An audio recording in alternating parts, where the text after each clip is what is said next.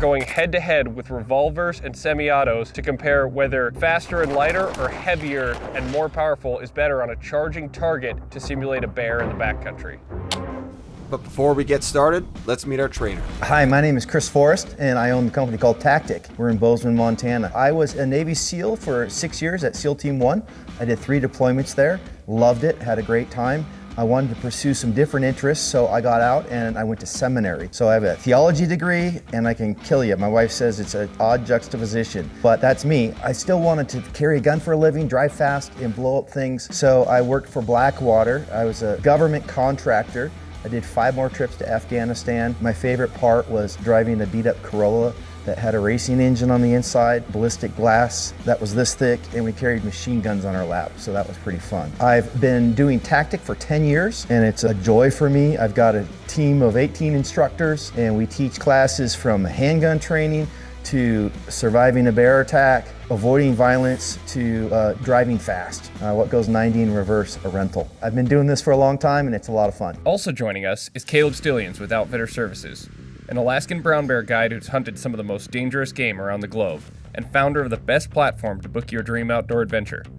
Now that we're caught up, time to check out what works best against our furry friends. So the parameters of the test are pretty straightforward. We're gonna switch between vinyl links and keen eyes, revolvers and semi-autos, while this bear charges and closes the gap in about 2 seconds. Obviously, this is a perfect world scenario.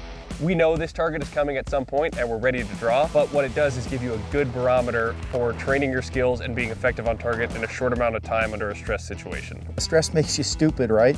So you get to see if your fundamentals that have been forged hold up to stress and you can get some rounds on target. Between these 2 handguns, the problem that you sometimes run into with these higher caliber pistols is the recoil, and have you put in the time to actually be able to shoot that well. Because if you missed your full shot, guess what? That bear is eating your lunch. If you have the semi-automatic, it has less recoil, you have more shots, you might have a better chance of hitting something and not becoming dental. We don't want that. So let's hop right into it. Up first in the test, we're gonna let our instructor go and show us how it's done. Chris is gonna take this. Okay, our first test, we're gonna do a semi-automatic. I'm shooting a 10 mm. I've got range ammo, 180 grain, I believe. Make sure I'm ready to go. And then I don't want to know when it starts charging. Right through the teeth. I like those shots. Hit top of the head and the teeth, or no, both in the mouth.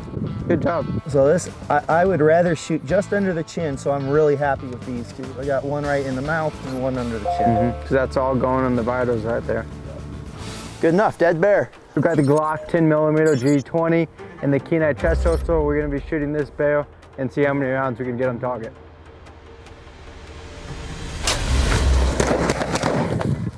Nice. Nice work. Hey, maybe you didn't get mauled today. Hey, hopefully. Same thing, we got the Glock 20 180 grain FMJs.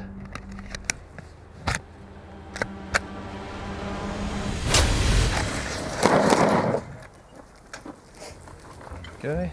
Not bad. Not bad. Yeah, you are sending up a prayer, honestly. It's pretty fast, huh? Yeah. I mean, I'm happy with that. Yeah, that's great shooting. So That's really good. Great shooting. Nice job. I've got my 44 Magnum. First time I've shot it. It's a Colt Anaconda with a long barrel. We'll see if I can get it out and how that works. Woo-hoo-hoo. Think you killed him right through the nose. he got it off. Ooh. No?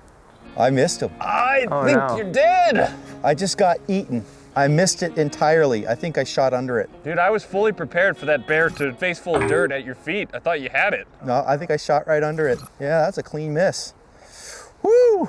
Let me try that again. I just got eaten. You would train more, so we'll give you a pass. Okay, second try. That was my one mulligan for the day. Let's see see if I can hit this thing.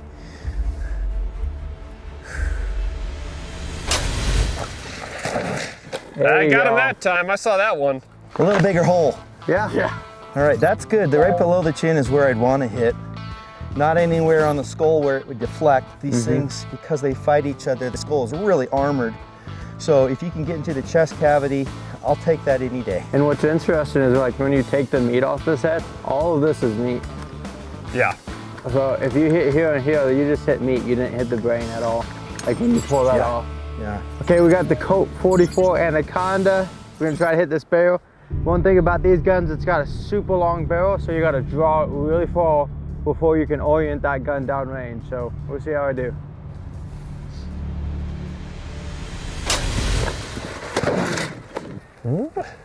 Good movement. Good movement, but unless you can run really fast, I think you're dead. Well, you get a second try because I got a second try. Deal. I think that's only fair. I mean, dude, looking at you having to do that draw, that looks It's awkward. like by the time I can see you clearing the holster and kind of going into your It's step, like right there. he's here. It's almost better. I feel like I might try not moving with this gun because I feel like I couldn't. If you had one more second, I would move then. yeah. Because I feel like I probably yanked that trigger and went slightly left of the target. Take 2, 44 Anaconda. Let's see if we can avoid being bared in.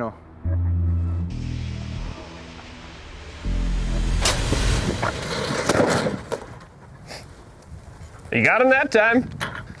It was point blank. It was. Oh boy. Falling at your feet. Dumped him last second. That's a lot to draw, isn't It it? is, and I forgot to grab it, so it pulled up with me, so I was like, ugh. You're actively making a brown stain in your pants while this is happening in real life. Like, shit. So there's so much going on, and this is just a test. Okay, I am up next with the absolutely ridiculous 44 mag Colt Anaconda.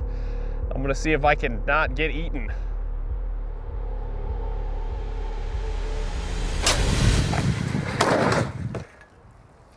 You got him. I'll take that any day of the week, Hell yeah, boys. nice job. Yeah. Dead center. Yeah, I think you had the right move, is just stand there and bust him in the mouth. Good. I got time to watch you two do it. You really have to focus on just getting one. I mean, with the Glock or anything else, it was just instinctive shooting almost. You almost try to aim this one. All right, so for this one, we've got the shorter barrel out of the bino link to see if this changes our draw at all instead of having the long Anaconda. And we're also running some of the new G9 44 mag. This is a 190 grain external hollow point going 1,700 feet per second.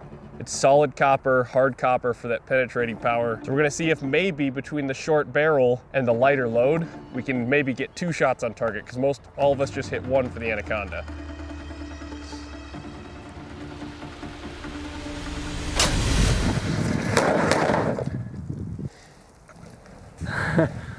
That's 2 rounds on target. You shot it when it was like laying on the ground. At my feet, Yeah. double tap. Not as good as my first round. I was honestly trying with the Anaconda. I wanted to get that 1. With this, I wanted to see if I could get 2. I got 2 hits, but overall score, I'd say I probably did better with the Anaconda. But I'm not totally upset with that. Yeah, I think that might be a piss bear, maybe. I don't know, because if you shot this one at an angle, it might. I stayed straight on with this one, so hopefully I went into something important. See where your second round was hit though? I do see that. Pretty much on, it was like at your feet already. So I'm gonna call that my first shot. Yeah, call this one. That's a good one. That means Caleb, you're up. Yep. Smith & Wesson Combat, the G9 44 mag, and we're gonna see if we can kill this damn bear before it eats me.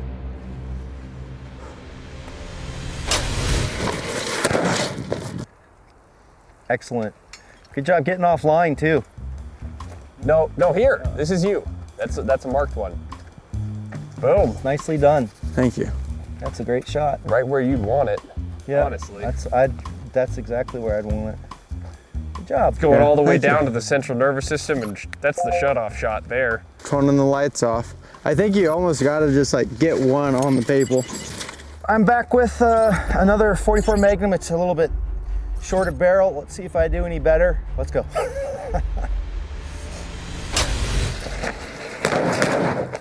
I think that second one went right in his mouth. Oh, hot dang! Hoo-wee. Chris with the Bang, split. bang. Well, that'll work. He's dead. It's easier with the little shorter barrel, that's for sure. Yeah, Oh, it even is. with a kind of goofier draw, still got 2 off. It's a lot to clear that Anaconda. For this last test, we have the venerable G9 Woodsman, a 145 grain 10 millimeter in the Springfield here. And this is one thing we also we're gonna touch on. One of the benefits of semi-autos over revolvers is I can easily mount a red dot. So this is gonna improve my sight picture hopefully and see if it allows more rounds on target.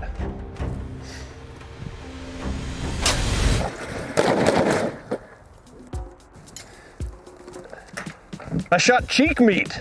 And that might have been me. I think it is.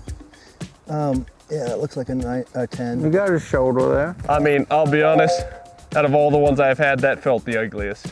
Did it? But compared to the stuff we were shooting earlier, that is so much lighter recoiling. I think Chris is gonna be able to stack some in there. I think so. You know, I'm thinking that, it's just me thinking, doesn't mean this is fact, that with 2 seconds, you're almost better with iron sights because it really is instinctive. Now, if I had 4 seconds and that bear was at 50 yards, I would take a red dot any day over iron sights. So I think it's gonna be challenging to get a good sight picture when you're really doing an instinctive punching out. And another thing to consider is like if the bear is 40 yards away where you have 4 seconds, 5 seconds, should you be shooting it? Like, you know what I mean? Because it could be a bluff charge and it could be a off. It's like this is the last stand, like, oh, this is the deadline, let's kill it.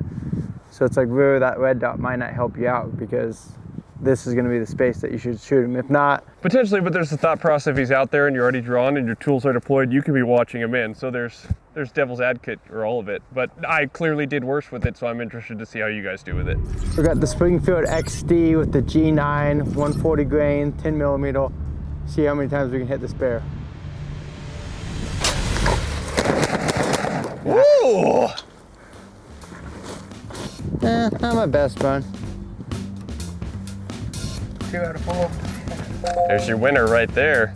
Shot. Nice work. I've got the Smith & Wesson XD and a 10 millimeter. Let's see how I can do with this guy.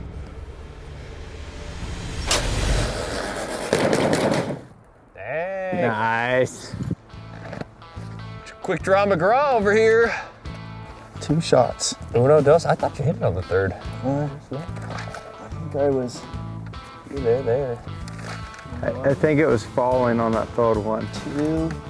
Yeah, I only got 2 shots. But yeah, I've been pushing down as it. But still, 2 good hits right there. I didn't realize how hard it was going to be when you described it over the phone to shoot that thing. Even you described it, the rattle throws people off. I thought it was like, I'm a grown ass man. I shoot guns like a lot. Like a little rattle is not. It actually affects your psyche hearing that thing rattling down and charging at you. That's the crazy thing about proper training is it will engage your adrenaline even though we know it's not a real bear. You get a huge adrenaline rush, especially after it happens. Like you feel a little bit funny, and it's like getting that training. So then it's you feeling funny that the bear ran away, or you got the bear, versus you feeling funny because the bear's eating you, right? Yeah. I mean, when we did this test, we're about to go on a backcountry bear hunt in grizzly country. I honestly feel so much more prepared going to where we're going now. I think our test was a little restrictive because it's under 2 seconds, right? Yeah. If you had chance to hear the bear, you could get it out, you could be pointed in the right direction.